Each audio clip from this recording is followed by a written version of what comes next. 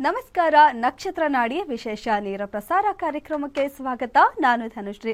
ಜ್ಯೋತಿಷ್ಯ ಶಾಸ್ತ್ರ, ವಾಸ್ತುಶಾಸ್ತ್ರ, ಭೂತಕಾಲ, ವರ್ತಮಾನ, ಭವಿಷ್ಯತ್ ಕಾಲ ಇದೆಲ್ಲದರ ಬಗ್ಗೆ ನಿಖರವಾದ ಮಾಹಿತಿಯನ್ನು ನೀಡುವ ಪಂಡಿತ ದಿನೇಶ್ ಗುರೂಜಿ ಅವರು ಇವತ್ತು ಕಾರ್ಯಕ್ರಮದಲ್ಲಿ ನಮ್ಮ ಜೊತೆ ಇದ್ದಾರೆ. ಅವರನ್ನ ಕಾರ್ಯಕ್ರಮಕ್ಕೆ ಸ್ವಾಗತ ಮಾಡೋಣ. ಗುರೂಜಿ ನಮಸ್ತೆ, ಕಾರ್ಯಕ್ರಮಕ್ಕೆ ಸ್ವಾಗತ. ಹಾಗೆ ದೀಪಾವಳಿ ಹಬ್ಬದ ಶುಭಾಶಯಗಳು. ಓಂ ಶ್ರೀ ಗುರುಭ್ಯೋ ನಮಃ. ಹರಿ ಓಂ. ಓಂ ಕ್ರಾಂ ಕ್ರೀಂ ಕ್ರೌಂ ಸಹ ಭೌಮಾಯ ನಮಃ. ಜ್ಞಾನಾನಂದಮಯಂ ದೇವಂ ನಿರ್ಮಲಸ್ಫಟಿಕಾಕೃತಿಂ ಆಧಾರಾಂ ಸರ್ವವಿದ್ಯಾನಾಂ ಹಯಗ್ರೀವ ಮುಪಾಸ್ಮಹೆ. ಓಂ ನಮೋ ಭಗವತೆ ವಾಸುದೇವಾಯ. ಓಂ ನಮೋ ನಾರಾಯಣಾಯ. ನಮಸ್ಕಾರ. ಈಗಾಗಲೇ ಕ್ಲಾಸಸ್ ಯಾವಾಗ ಶುರು ಆಗುತ್ತೆ ಅಂತ ತಿಳಿಸ್ಕೊಟ್ಟಿದ್ದೀವಿ.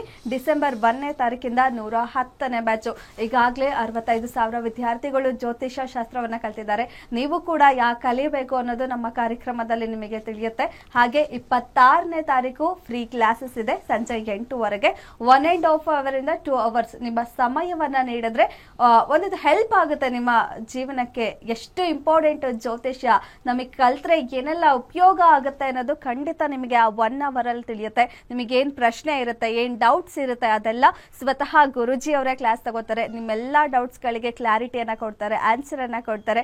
ಅದಾದ್ಮೇಲೆ 1ನೇ ತಾರೀಕಲ್ಲಿ ನೀವು ಕ್ಲಾಸಸ್ಗೆ ಜಾಯ್ನ್ ಆಗ್ಬೋದು. 15 ದಿನದಲ್ಲಿ ನೀವು ಜ್ಯೋತಿಷ್ಯವನ್ನ ಕಲಿಬಹುದು. ನೀವು ಮಾತ್ರ ಅಲ್ಲ, ಕುಟುಂಬ ಸಮೇತದಲ್ಲಿ ಕಲಿಬಹುದು. ಅಂಡ್ ಹಾಗೆ ಇವತ್ತಿನ ದಿನದ ವಿಶೇಷ ಮಾತಾಡೋದಾದ್ರೆ ಗೋವರ್ಧನ ಪೂಜೆ ಬಗ್ಗೆ. ದೀಪಾವಳಿ ಹಬ್ಬದ ಸಮಯದಲ್ಲಿ ಈ ರೀತಿಯಲ್ಲಿ ಸಾಕಷ್ಟು ಪೂಜೆಗಳನ್ನ ಮಾಡ್ತಾರೆ. ನೀರು ತುಂಬುವ ಹಬ್ಬ, ಗೋವರ್ಧನ ಪೂಜೆ, ಈ ರೀತಿಯಲ್ಲಿ ನಾಳೆ ಕೂಡ ಗೋವರ್ಧನ ಪೂಜೆ ಇದೆ. ಹಾಗಂದ್ರೆ ಏನು, ಯಾಕೆ ಮಾಡಬೇಕು, ಅದರ ವಿಶೇಷತೆ ಏನು ಅಂತ ಗುರುಜಿ ಇವತ್ತು ಕಾರ್ಯಕ್ರಮದಲ್ಲಿ ತಿಳಿಸ್ಕೊಡ್ತಾರೆ. ಗುರುಜಿ ಹೇಳ್ದೆ ಇವಾಗ. ಸೊ ಗೋವರ್ಧನ ಪೂಜೆಯ ವಿಶೇಷತೆಯನ್ನ ತಿಳಿಸ್ಕೊಡೋದಾದ್ರೆ, ಗೋವುಗಳ ರಾಜ ವಿಷ್ಣು, ಕೃಷ್ಣ, ರಾಮ ಎಲ್ಲ ಒಂದೇ, ಬೇರೆ ಬೇರೆ ಹೆಸರಿಟ್ಟಿದ್ದಾರೆ ಅಷ್ಟೆ. ಇಲ್ಲಿ ಬಹಳ ಮುಖ್ಯವಾಗಿ ಎಲ್ಲರಿಗೂ ಗೊತ್ತಿರತಕ್ಕಂಥದ್ದು, ಒಂದು ಊರಿರುತ್ತೆ, ಆ ಊರಲ್ಲಿ ಪ್ರವಾಹ ಬರುತ್ತೆ ಜೋರಾಗಿ. ಸೊ ಒಂದು ಎತ್ತರದ ಒಂದು ಪ್ರದೇಶದಲ್ಲಿ ಆ ಊರಿನ ಜನಗಳನ್ನೆಲ್ಲ ಕರ್ಕೊಂಡ್ಬಂದು ಇಲ್ಲಿ ಬನ್ನಿ ಅಂತ ಹೇಳಿ ಪ್ರಕೃತಿಯ ವಿಕೋಪಕ್ಕೆ ಮಾಡ್ತಕ್ಕಂಥ ಕಥೆ ಅದು. ಹಾಗೆ ಆ ರೀತಿ ಒಂದು ಕಡೆ ಕರ್ಕೊಂಡ್ಬಂದಾಗ ಸಿಕ್ಕಾಪಟ್ಟೆ ಮಳೆ ಜಾಸ್ತಿ. ಇಂದ್ರನ ಕೋಪ ಅಂತ ಕರೀತಾರೆ ಇದರಲ್ಲಿ ಕಥೆಯಲ್ಲಿ. ಇಂದ್ರನ ಒಂದು ಕೋಪ ಇವತ್ತಿನ ದಿವಸ ಹಂಗೆ ಇದೆ ಬೆಂಗಳೂರು ಮತ್ತು ಎಲ್ಲ ಕಡೆ ಅನಿಸುತ್ತೆ. ಈ ವರ್ಷ ಪ್ರವಾಹ ಜಾಸ್ತಿ ಆಗೋಗಿದೆ. ಸೊ ಪ್ರಕೃತಿಯ ವಿಕೋಪಗಳನ್ನು ನಾವು ನಿಲ್ಸಕ್ಕಾಗಲ್ಲ ಅಂತ ಹೇಳಿ ದೇವರುಗಳು ತೋರಿಸ್ಕೊಟ್ಟಿರ್ತಕ್ಕಂಥ ಒಂದು ವಿಚಾರ. ಅಂದರೆ ಇಲ್ಲಿ 2 ವಿಚಾರಗಳು ಸ್ವಲ್ಪ ಕಥೆಯಲ್ಲಿ ಸ್ವಲ್ಪ ಕಟ್ಟಾಗಿದೆ. ಏನಪ್ಪ ಅಂತಂದರೆ, ಗಿರಿ ಅಂತ ಬರುತ್ತೆ, ಗೋವರ್ಧನ ಗಿರಿ. ಇವತ್ತು ಗಿರಿನ ಎಲ್ಲ ಕಡಿದು ಹಾಳು ಮಾಡ್ತಾಯಿದ್ದೀವಿ, ಬೆಟ್ಟಗಳನ್ನೆಲ್ಲ ಒಡೆದು ಪುಡಿ ಪುಡಿ ಮಾಡ್ತಾಯಿದ್ದೀವಿ. ಅದನ್ನು ಯಾರೂ ಅಲ್ಲ, ಈಗ ಪಾಪ ಮಾಡಿದ್ರೆ ಪಾಪ ಸುಟ್ಕೊಳ್ಳುತ್ತೆ ಅಂತಲ್ಲ, ಅದು ಮಾಡ್ತಾ ಇರೋದೇ ಮಿನಿಸ್ಟ್ರುಗಳು, ಕೆಲವರು ಗಣಿಗಾರಿಕೆ ಅಂತ ಹೇಳ್ತಾರೆ. ಇವತ್ತು ಸಂಪನ್ಮೂಲಗಳೆಲ್ಲ ಹಾಳಾಗ್ತಾ ಇರ್ತಕ್ಕಂಥದ್ದು ನಮ್ಮ ಬೇಡಿಕೆಯಿಂದ, ನಮಗೆ ಬೇಕಾಗಿರ್ತಕ್ಕಂಥದ್ದು. ಯಾವಾಗ ಬೆಟ್ಟ ಹೋಗ್ತಾ ಇರುತ್ತೋ ನೀರು ಹೊಟ್ಟೋಗುತ್ತೆ, ನೀರು ನಿಲ್ಲಕ್ಕೆ ಸಾಧ್ಯನೇ ಇಲ್ಲ. ಬೆಟ್ಟದಿಂದ ಬರ್ತಕ್ಕಂಥ ನೀರು ಹರಿದು ಕೆರೆ ಕಟ್ಟೆ ಎಲ್ಲ ತುಂಬುತ್ತೆ. ನೀವು ಎಲ್ಲಿಂದ ಎಲ್ಲೇ ನೋಡಿ, ಎಲ್ಲೆಲ್ಲಿ ಬೆಟ್ಟಗಳಿದೆ ಆ ಬೆಟ್ಟದ ತಪ್ಪಲಲ್ಲೇ ನದಿ ಉಗಮ ಆಗಿರ್ತಕ್ಕಂಥದ್ದು, ದೊಡ್ಡ ದೊಡ್ಡ ಕೆರೆ, ಅಲ್ಲಿಂದ ನೀರು ಶೇಖರಣೆ ಆಗೋಕ್ಕೆ ಬೆಟ್ಟ ಬಹಳ ಸಹಾಯ ಮಾಡುತ್ತೆ. ಅಂದರೆ ಅದು ನ್ಯಾಚುರಲ್ ಆಗಿರ್ತಕ್ಕಂಥದ್ದು. ಸ್ಟ್ರೀಮ್ ಅಂತ ನಾವು ಕರಿತೀವಿ ಇಂಗ್ಲೀಷಲ್ಲಿ, ಸ್ಟ್ರೀಮ್ಸ್, ವಾಟರ್ ಸ್ಟ್ರೀಮ್ಸ್ ಅಂತ ಕರಿತೀವಿ. ವಾಟರ್ ಸ್ಟ್ರೀಮ್ಸ್ ಬರೋದೇ ಬೆಟ್ಟದಿಂದ. ಇಲ್ಲೆಲ್ಲರೂ ಏನು ಮಾಡ್ತಾರೆ, ಗೋವರ್ಧನ ಇದು ಬೆಟ್ಟನ ಪುಡಿ ಮಾಡೋದು, ನಾವು ಗೋವರ್ಧನ ಗಿರಿ ಪೂಜೆ ಮಾಡ್ತಾಯಿದ್ದೀವಿ ಅಂತ ಹೇಳೋದು. ಪ್ರಕೃತಿನ ಉಳಿಸ್ದಲೇ ಪೂಜೆ ಮಾಡಿದ್ರೆ ವೇಸ್ಟೇ ನಾವೆಲ್ಲ. ಬೆಂಗಳೂರಲ್ಲಿ ಸುತ್ತಮುತ್ತಲು ಎಷ್ಟು ಬೆಟ್ಟಗಳಿತ್ತು, ಇವತ್ತು ಬೆಟ್ಟಗಳೇ ಇಲ್ಲ. ನಮ್ಮ ಕಾಲು ಕೆಳಗಡೆ ಚಪ್ಪಡಿಗಳ ಹಾಕೊಳ್ತಾ ಇದ್ದೀವಿ. ಮನೆ ಮುಂದೆ ಚಪ್ಪಡಿ ಹಾಕೊಳ್ತಾ ಇದ್ದೀವಿ, ದುಡ್ಡು ಕೊಡೋದು ಮಾಡೋದು ಅಂತ. ಇವತ್ತು ಕಲಿಯುಗದಲ್ಲಿ ಎಲ್ಲನೂ ಕೂಡ ನಶ್ವರ ಆಗಬೇಕು ಅಂತ ಎಲ್ಲರಿಗೂ ಗೊತ್ತಿರ್ತಕ್ಕಂಥದ್ದೇ. ಅದು ಒಳ್ಳೆಯವರು ಜೊತೆಗೆ ಸೇರ್ಕೊಂಡಿರ್ತಾರೆ, ಕೆಟ್ಟವರು ಸೇರಿಕೊಂಡು ಒಟ್ಟಲ್ಲಿ ಪ್ರಕೃತಿ ಹಾಳಾಗುತ್ತೆ. ಇದು ಜಸ್ಟ್ ಸ್ಟಾರ್ಟ್ 5,000 ವರ್ಷ ಆಗಿದೆ. ಎಂಥ ಪ್ರಕೃತಿಯ ವಿಕೋಪಗಳು ಆಗ್ತಕ್ಕಂಥದ್ದೇ ನಾವು ಪ್ರಕೃತಿಯನ್ನು ಹಾಳು ಮಾಡಿರೋದ್ರಿಂದ ಅಂತ ಹೇಳಿ. ಇದು ನಿಜವಾದ ಸಂಕೇತ. ನಮ್ಮವ್ರು ಏನು ಮಾಡಿದ್ದಾರೆ, ಕತೆ ಹೇಳಿದ್ರು, ಕತೆಯ ಸಾರಾಂಶ ಬಿಟ್ಟರು. ನಮ್ಮ ಎಲ್ಲ ಮನುವಾದಿಗಳು ಅಂತಲೇ ಹೇಳ್ತೀನಿ ನಾನು. ಮನುವಾದಿಗಳಲ್ಲ ನಾವೆಲ್ಲ, ಮನುಸ್ಮೃತಿ ಮನು ಓದಿರೋರು ಈ ಮನುವಾದಿಗಳು. ಕತೆ ಬಿಟ್ಟರು, ಅದರಲ್ಲಿರ್ತಕ್ಕಂಥ ತಾತ್ಪರ್ಯ, ಅದರಲ್ಲಿ ಇರ್ತಕ್ಕಂಥ ಒಂದು ವಿಜ್ಞಾನ ಬಿಟ್ಟರು. ಯಾವಾಗ ನಾವು ಬರೀ ಗೋ ಸಂರಕ್ಷಣೆ ಅಂತ ಓಡಾಡ್ತಾ ಇದ್ದಾರೆ ಕೆಲವರೆಲ್ಲ. ಏನು ಮಾಡಿದ್ರು ಕೂಡ ಗೋನ ಹುಟ್ಟಿಸ್ಬೋದು ಎಷ್ಟು ಬೇಕಾದರೂ. ಸಿಂಪಲ್. ಗೋ ಹಾಳು ಮಾಡಿದ್ರ ಯಾರೋ ಒಬ್ರು ಗೋಳುಗಳನ್ನ ಏನೇನೋ ತಗೊಂಡೋಗಿ ಮಾಡಿದ್ರಲ್ವಾ. ಯಾಕೆಂದ್ರೆ ಈ ಗೋವರ್ಧನ ಪೂಜೆಯಲ್ಲಿ ಹಸು ಮತ್ತೆ ಎತ್ತುಗಳಿಗೂ ಕೂಡ ಪೂಜೆ ಮಾಡ್ತಾರೆ. ಬೆಂಕಿ ಹಾಯಿಸೋದು ಅಂತ ಕರೀತಾರೆ. ಬೆಂಕಿಯ ಮೇಲೆ ಹಾಯಿಸ್ತಾರೆ ಹಳೆ ಕಡೆ, ಇದು ಹಳ್ಳಿ ಕಡೆ ಎಲ್ಲ. ಅದನ್ನ ಏನು ಮಾಡಿದ್ರು ಕೂಡ ಮತ್ತೆ ಸಂರಕ್ಷಣೆ ಮಾಡ್ಬೋದು, ಅದರ ಸಂತತಿ ಜಾಸ್ತಿ ಮಾಡ್ಬೋದು. ಇದಕ್ಕೆ ಯಾರಾದರೂ ಒಬ್ಬರು ಬರಬೇಕು. ಬರೀ ಗೋವುಗಳ ಲೆವೆಲಲ್ಲಿ ಬಂದಿದ್ದಾರೆ. ಗೋವುಗಳು ಎಷ್ಟು ಬೇಕಾದ್ರೂ ಇನ್ನೂ ಒಂದು 10 ವರ್ಷ ಯಾವುದು ಇಲ್ಲ ಅಂದರೆ ಒಂದು 2 ಇಟ್ಕೊಂಡು ಬೇಕಾದ್ರೆ 1000 ಮಾಡ್ಬೋದು. ಅವ್ರವ್ರು ಪಾಕ್ ಹೋಗ್ತಾರೆ. ಬಟ್ ಅದಾದರೆ ಸೈಕಲಲ್ಲಿ ಬರುತ್ತೆ. ಅದ್ರ ಬಗ್ಗೆ ನಾವು ಇದು ಮಾಡಲ್ಲ. ಅದು ಅವ್ರವರು ಪಾಪಗಳು, ಅವ್ರವ್ರ ಮನಸ್ಥಿತಿಗಳು, ಪರಿಸ್ಥಿತಿಗಳು ಅದಿರುತ್ತೆ. ಬಟ್ ಆದರೆ ಬೆಟ್ಟವನ್ನೇ ಕಡಿದ್ರೆ ಇನ್ನೊಂದು ಎಲ್ಲಿ ತಗೊಬರ್ತಾರೆ. ಆ ಬೆಟ್ಟದ ಮೇಲೆ ತಾನೇನೆ ಎಲ್ಲ ಹಸುಗಳು ಮೇಯೋದು. ಗುಡ್ಡೆ ಹೋಗೋವೆಲ್ಲವು ಕರ, ದನ, ಹಸ ಎಲ್ಲ ಅಂತ ಹೇಳೋರು, ಗುಡ್ಡೆ ಅಂತ ಹೇಳೋರು. ಆ ಗುಡ್ಡೆ ಮೇಲೆ ಅಗಾಧವಾಗಿರ್ತಕ್ಕಂಥ ಹುಲ್ಲುಗಳು. ಈ ಗೋ ಸಂರಕ್ಷಣಾ ಮಾಡೋರು ಅದನ್ನು ಕೂಡ ಸ್ವಲ್ಪ ತಲೆಯಲ್ಲಿ ಹಾಕೋಬೇಕು. ಬೆಟ್ಟ ಉಳಿಬೇಕು ಅಂತ. ಇವತ್ತು ಬೆಟ್ಟಗಳಲ್ಲಿ ಎಲ್ಲ ಆ ಕಡೆ ಏನಾಗಿದೆ, ಎಲ್ಲ ರೆಸಾರ್ಟ್ಗಳು ಮಾಡಿದ್ದೀವಿ. ರೆಸಾರ್ಟ್ ಮಾಡ್ಕೊಂಡ್ರೆ ತೆಗೆದು ಬಿಡ್ಬೋದು, ಅದು ಈಸಿ, ಅದೇನು ತೊಂದರೆ ಇಲ್ಲ. ಬೆಟ್ಟವನ್ನೇ ಕಡ್ದುಬಿಟ್ರೆ, ಕಡ್ದು ಸೈಟ್ ಮಾಡ್ಬಿಟ್ಟವ್ರೆ. ಹಿಂಗಿದ್ದು ಹಿಂಗೆ ಮಾಡಿ ಇನ್ನು ತಪ್ಪಲ್ಗೋಗೋಣ ಅಂತ ಮುಂದೆ ಹೋಗಿ ಕೊನೆಗೆ ಅದೇ ನಮ್ಮ ಮೇಲೆ ಬೀಳುತ್ತೆ. ಜ್ಯೋತಿಷ್ಯ ಶಾಸ್ತ್ರನ ಲಾಸ್ಟ್ ಯಾವಾಗಲೂ ಒಂದ್ಸತಿ ಬೈದಿದ್ರು. ಜ್ಯೋತಿಷ್ಯದಲ್ಲಿ ಪ್ರವಾಹ ಆಗುತ್ತೆ ಅಂತ ಫಸ್ಟೇ ಮುಂಚೆನೇ ಯಾಕೆ ಕೇಳಿಲ್ಲ ಅಂತ ಏನು ಹೇಳ್ತಾ ಇದ್ರು. ಪ್ರವಾಹ ನ್ಯಾಚುರಲ್ ಆಗಾದ್ರೆ ಹೇಳ್ಬೋದು ಶಾಸ್ತ್ರದಲ್ಲಿ. ಮ್ಯಾನ್ ಮೇಡ್ ಆದ್ರೆ ಹೆಂಗ್ ಹೇಳೋದು? ಮನುಷ್ಯ ಮಾಡಿರ್ತಕ್ಕಂಥದ್ದು ಹೆಂಗ್ ಮಾಡೋದು ಅಲ್ವಾ? ಹೌದು. ಅಲ್ಲಿ ಗುಡ್ಡ ಕೊರಿತಾ ಇರ್ತಾರೆ, ಮಳೆ ಬರುತ್ತೆ, ಗುಡ್ಡ ಕುಸಿತಾ ಇರುತ್ತೆ. ಈಗ ಗುಡ್ಡ ಕೊರಿತಾ ಇದಾರೆ ಅಂತಂದ್ರೆ ಅಲ್ಲಿ ಇನ್ನೊಂದು ವಿಚಾರ ಏನು ಅಂತಂದ್ರೆ, ಗುಡ್ಡ ಕೊರಿಯೋದು ಎಲ್ಲಾನು ಏನಾಗಿದೆ, ಅಕ್ಕಪಕ್ಕ ಊರುಗಳಲ್ಲಿ ಬಿಲ್ಡಿಂಗ್ಗಳು ವೀಕ್ ಆಗಿದೆ, ಕ್ರ್ಯಾಕ್ ಬಂದಿದೆ, ಗ್ರೌಂಡ್ ವಾಟರ್ ಕಮ್ಮಿ ಆಗ್ಬಿಡುತ್ತೆ. ಯಾಕಂದ್ರೆ ನೀರು ಹರಿಯಲ್ಲ ಅಂದ್ರೆ ಬೆಟ್ಟದಿಂದ ಗ್ರೌಂಡ್ ವಾಟರ್ ನೀರೇ ಹೋಗಲ್ಲ. ಇದಕ್ಕೆಲ್ಲ ಒಂದು ಸಂಸ್ಥೆ ಬರಬೇಕು ಅಂತಂದ್ರೆ ಮೊದಲು ನಾವು ನಮ್ಮ ಸರ್ಕಾರವನ್ನೇ ಕೇಳಬೇಕು. ನಮ್ಮ ಸರ್ಕಾರ ಅವ್ರನ್ನ ಬ್ಯಾನ್ ಮಾಡಿ ಇವ್ರನ್ನ ಬ್ಯಾನ್ ಮಾಡಿ ಅಂತ ಹೇಳಿ ಬೇಡದೇ ಇರೋದು ಇವತ್ತು ಇರುತ್ತೆ, ನಾಳೆ ಹೋಗುತ್ತೆ. RSS ಇದ್ರೇನು ಹೋದ್ರೇನು, ಇರುತ್ತೆ ಹೋಗುತ್ತೆ. ಏನಿರ್ಬೇಕು ಆ್ಯಕ್ಚುಲಿ ನಮಗೆ? ಮುಂದಿನ ಪೀಳಿಗೆಗೆ RSS ಇರಬೇಕಾ ಅಥವಾ BJP ಇರಬೇಕಾ, ಕಾಂಗ್ರೆಸ್ ಇರಬೇಕಾ ಅನ್ನೋದಲ್ಲ ರೀ. ಪ್ರಕೃತಿ ಇದ್ದರೆ ಮಾತ್ರ ನಮ್ಮ ಮುಂದಿನ ಪೀಳಿಗೆ ಅಲ್ವಾ? ಪ್ರಕೃತಿನೇ ಇಲ್ಲ ಅಂತಂದರೆ ಇವೆಲ್ಲ ಇಟ್ಕೊಂಡು ಏನು ಮಾಡ್ತೀರಾ? ನಮ್ಮ ಸಂಸ್ಕೃತಿಲಿ ಮುಖ್ಯವಾಗಿ ಕೊಟ್ಟಿರ್ತಕ್ಕಂಥದ್ದೇ ಮನುಸ್ಮೃತಿ ಅಂತಲೇ ತಗೊಳ್ಳೋಣ. ಎಲ್ಲರೂ ಮನುಸ್ಮೃತಿ ಅಂತ ಬೈತಾರೆ, ಮನುಸ್ಮೃತಿ ಅಂತಲೇ ತಗೊಳ್ಳೋಣ. ಮನುಸ್ಮೃತಿಲಿ ಕೊಟ್ಟಿರ್ತಕ್ಕಂಥದ್ದೇ ಪ್ರಕೃತಿ ಪೂಜೆ. ಬೈದ್ರೆ ಬೈಕೊಳ್ಳಿ ನೀವು, ಮನುಸ್ಮೃತಿ ಹೇಳ್ತಾನೆ ಅವನು ಹೇಳ್ತಾನೆ, ಬೈದ್ರೆ ಬೈಕೊಳ್ಳಿ, ತೊಂದರೆ ಇಲ್ಲ. ಮನುಸ್ಮೃತಿ ಎಲ್ಲ ನೀಟಾಗಿ ಹೇಳಿರೋದೇ ಪ್ರಕೃತಿ ಪೂಜೆ. ಮರಗಳನ್ನ ಪೂಜೆ ಮಾಡು. ಯಾವಾಗ ಅದನ್ನೆಲ್ಲ ಮರಗಳ ಪೂಜೆ, ಗುಡ್ಡದ ಪೂಜೆ ಮತ್ತು ಬೇರೆ ಒಂದು ಕಲ್ಲಿನ ಪೂಜೆ ಏನಕ್ಕೆ ಮಾಡಿದ್ವಿ ಅಂತಂದರೆ ಅದನ್ನು ಶ್ರೇಷ್ಠವಾಗಿ ನೋಡು, ಅದನ್ನು ಹಾಳು ಮಾಡ್ಕೊಂಡು ಹಾಕೋಬೇಡ. ಎಲ್ಲದಕ್ಕೂ ಒಂದು ಕಾರಣ ಇತ್ತು. ಮನಸ್ಸಿನ ನಾವೆಲ್ಲನೂ ಕೂಡ ಭೂಮಿನ ಹೇಗೆ ನೋಡ್ತಾ ಇದ್ದೀವಿ ಅಂದರೆ ಭೋಗದ ವಸ್ತು ಆಗಿ ನೋಡ್ತಾ ಇದ್ದೀವಿ.